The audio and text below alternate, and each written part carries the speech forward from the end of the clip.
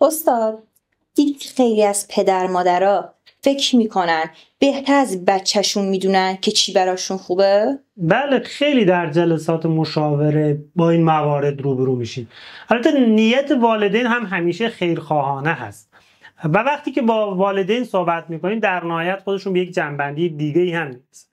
به خیلی از والدین میگن من خیلی دوست داشتم یا باید دکتر میشدم نشدم، یا میگن من خودم این اشتباه رو داشتم، این نباید این اشتباه رو انجام بده، یا من اجازه نمیدم که بچم فلان کار رو انجام بده.